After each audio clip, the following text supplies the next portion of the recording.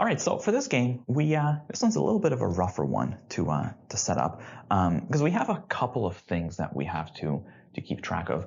We essentially have a bunch of movies, or at least movie types or whatnot, and we have to assign these categories to movie screens 1, 2, and 3, and also we have to be concerned with the times at which they are shown. So there's a couple of parameters to deal with here. Now, one approach that you could have taken, and this seems to be the approach that LSAT took with their first question here, is that you can set this up based on the movie screens themselves. So we can have 1, 2, and 3. These are the movie screens. And then under each one, you can set up the appropriate time. So we can have, for example, under screen number 1, we have a 7 and a 9 p.m. Screen number 2, I think, only has, oh yeah, no, this also has 7 and 9. And screen number 3 has an 8. Now, there is a limitation with this setup, which is that this game has a sequential component to it. The movie times, especially if you look at the rules, they start talking about how certain movies are shown before other movies. Because there's a sequential component, this makes it kind of difficult to track the sequencing, because seeing something like 7 o'clock is before 8 o'clock, but 9 o'clock is after 8. But here 9 visually does not look like it's after 8, and 7 is after 9 but before 8. It gets messy. You lose the ability to see the sequencing component of this game. And generally, if there is a sequential component to a game, you really want to let that drive the chart, because we tend to think of sequence as kind of left to right. Now, a different approach that you could have taken here is you could set this up based on the movie times. So we could set this up as 7 o'clock, 8 o'clock, and 9 o'clock, which gives you the times. And under each one, you could set up your movie screen. So 7 o'clock has a movie screen with 1 and a movie screen 2. Same thing for 8 o'clock, or actually no, 8 o'clock was actually just movie screen 3. And then 9 o'clock had a 1 and a 2. Now this is workable, but there is another principle to kind of keep in mind here, which is that generally speaking, if you have repeating spaces, so for example, you'll notice that we have a screen 1 and a screen 2, and again, a screen 1 and a screen 2.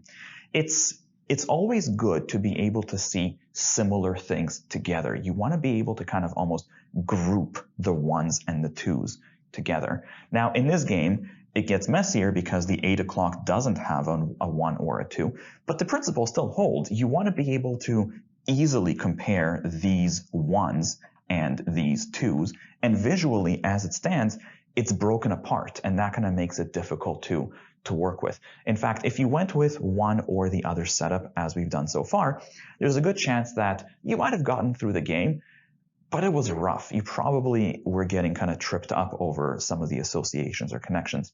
Now, one way to deal with this is that in a situation where you have repeating kind of spaces like we do here, what you could do is you could offload these into tiers. So instead of having separate spaces under each one, you would have a tier for one, a tier for the other, and in this case, a tier for the third. And that's what we'll do. This is what I find to be easily the most optimal approach to this game. So we'll have screen number 1, screen number 2, screen number 3. Now, it's worth noting that not every time is available for every screen, so we can just lock those spaces out. So for 7 o'clock, there's only a screening in screen number 1 and 2, so we can get rid of this guy. For 8 o'clock, only screen number 3 has something, so we can get rid of this guy. And for 9 o'clock, there's only a screening in screen number 3. So essentially, actually, let me just double cross these. The only spaces available are basically these two, this one, and these two. And again, this might be a little bit rough to kind of visually keep track of, but you'll notice that this lets you keep track of all the things that are together in a sense. So if you want to look at all of the movies at screen number 1, you just look across here, right? We have a certain togetherness of those components. If you want to look at all of the movies at screen number 2, you just, again, look across here. If you want to look at all of the 7 o'clocks, you can just kind of look down. So you have we're able to use these 2 dimensions to keep things together, things that are similar. So from there, let's go. We have the elements themselves. We got H, M, R, S, W. And the rules. So the first rule tells us that W has to go before H. So great, we can say, since we have the sequential component left to right, we can say that the W is going to go before the H. It's just going to go further to the left. Next, S cannot go into screen number 3. So S cannot go in number 3, or really it just can't go here. In other words, it also can't go at 8 o'clock. So both of these are saying the same thing. We just can't have an S here. And we can just leave a reminder that S just can't go in the middle. Next, R is not shown on screen number 2. So R cannot be in number 2. So that just locks it out of this row effectively. And we can leave a reminder here as well that R simply can't go into this middle row. Next, H and M are shown on different screens. And rules like this is where this setup really kind of shines.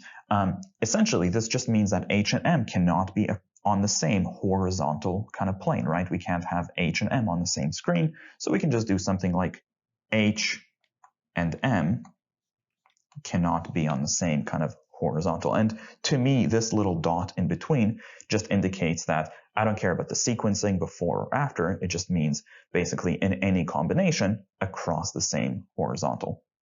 So I suppose that's good. In terms of deductions, can we do much with this? I'm not sure that we can, because, I mean, there's a lot that's restrictive. Obviously, R can't go into the middle row, but it can go here, or it can go there. H has to go after W, but it can go into any of these 3 positions. So I think we're kind of flexible. You know what? Let's see what we can do with what we have, the questions themselves. Number 13, what is an acceptable schedule of the movies? Now here, we're going to have to use LSAT's setup, so it's going to be a little bit mind-bending, but we can still work with it. W has to go before H. Let's see, does anything violate that? So A, we have W7, H9, we're good.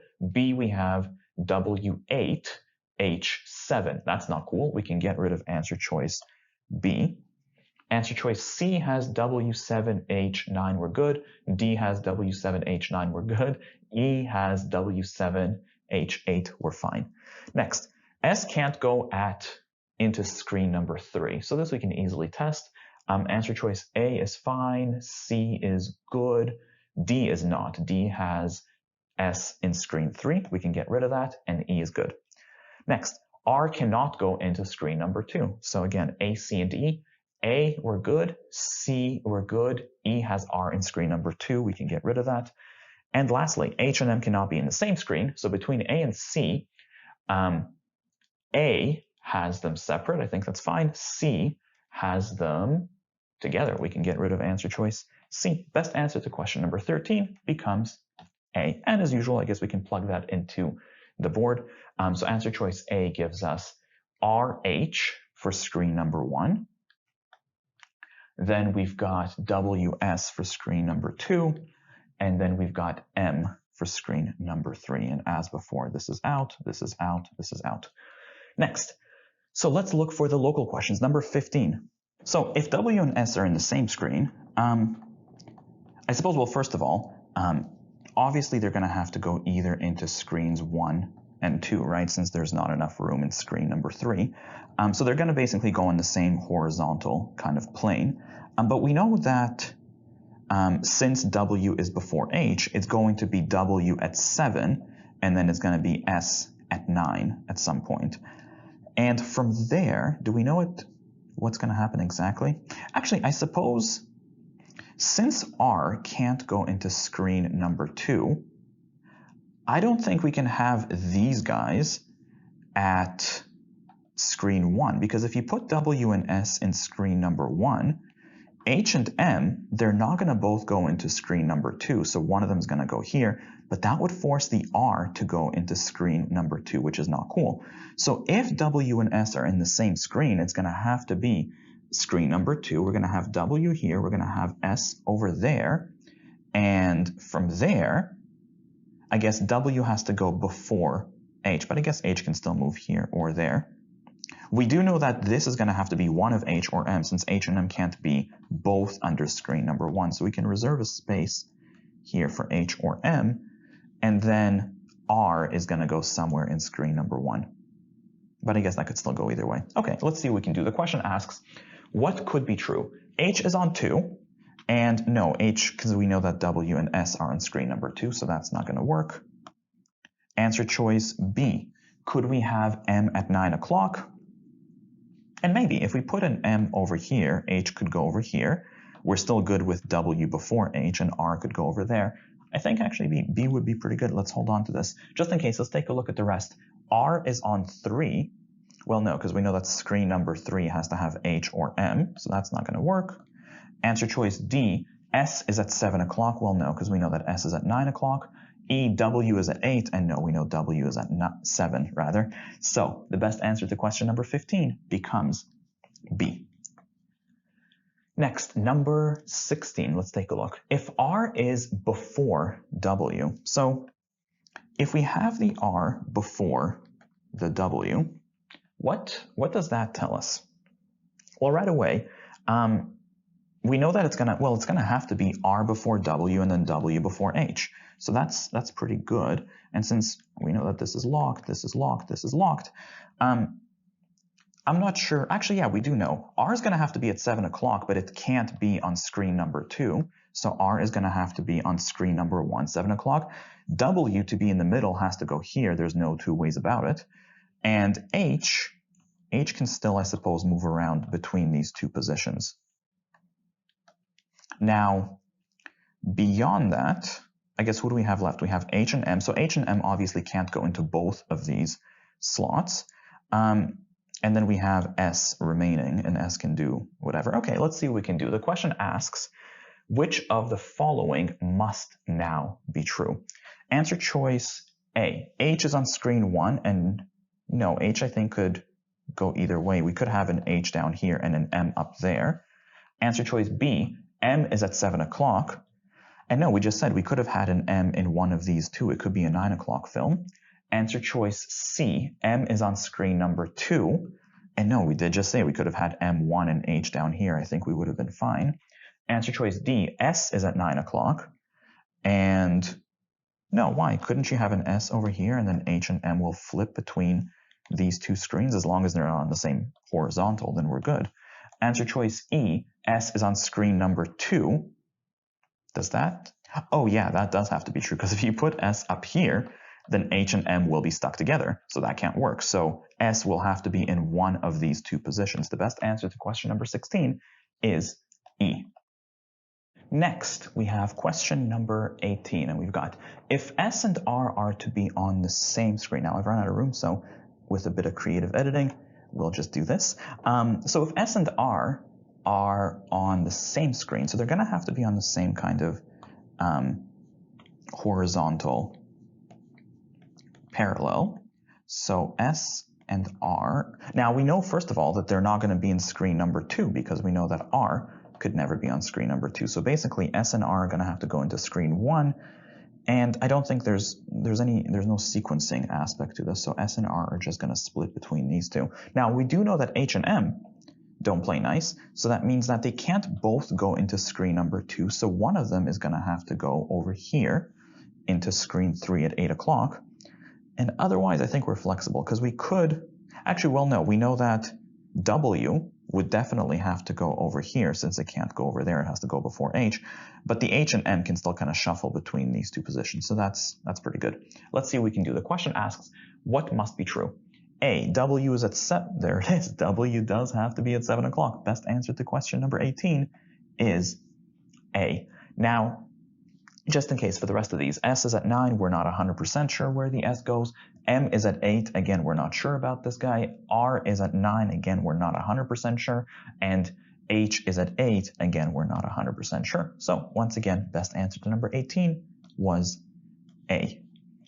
Back to the globals. Question number 14. We've got, which of the following cannot be on screen 2 from 7 o'clock on? So I guess let's take a look. Answer choice A. Could we have S and H on screen number 2 in that order? Now, I don't necessarily see the issue. In fact, wait a minute, we could have done that right here. If we, in this scenario, we could have done S, we could have done H, and then M would have gone over there to keep H and M on different screens, and that would have been fine. So answer choice A is out. That could have happened. Could we do S and M in that relative order? In fact, same scenario. We could have done S over here, M over here, and H would have bounced up top. So that should have been fine. Answer choice C, can we do S and W in those two positions? Now that we haven't, wait, W? No, that's not going to work. W can't go at 9 o'clock. Done. Yeah, there's no way to put S with a W over here because W has to go before H. So the best answer to question number 14 is C. Just in case though, let's take a quick look at the rest. Could we do WH? And yeah, in this scenario, that could have happened. So that's an easy disqualifier. And can we do WM? And same one, we could have done W and M in screen number 2, so that would have been fine. Once again, best answer to question 14 was C. Lastly, question number 17. What do we got? Which cannot be an accurate list of movies? Same thing, just for screen number 1. I guess, let's go. Answer choice A, could we do S and H on screen number 1? Now this we haven't seen yet, but would there be anything wrong with that? And I think that should be fine. If we put S into here and H into there, that would resolve the H and M can't be together. R, I suppose, would have to go over here since R can't go into screen number 2. But yeah, W would go here, I think, and M would go over there. There's no issue. So A looks easily okay. Answer choice B, can we do S and M? Now again, we haven't seen S and M go into, but would there be anything wrong with that? Because by putting S over here and M over here, that resolves this rule, which means R again is going to be stuck down here, and the other guys, W before H, will go into screen 2. That seems easily fine. Answer choice C, can we do W and H on screen number 1? Again, haven't seen that, unfortunately. But oh no, that's going to be a problem. No, actually, no, we're good. If we put a W here and we put an H over there, that resolves the H and M can't be together. R will be stuck down here, and then whoever's left, S and M would just go into screen number 2. That would be fine. Answer choice D, could we do W and M in those two? And again, I think that's okay. This is probably going to hinge on the HM rule, but if we do W here with M over there, that takes care of this. And then R would just go down here, H would go over there. I think this is easily doable. Answer choice E, can we do W and S? And yeah, here's the one that's not going to work. Because if you do W here and S over here, R is going to get stuck again over here because R can't go into screen number 2, leaving you with H and M together on screen number 2, and that's not going to work. So the best answer for question number 17 is E.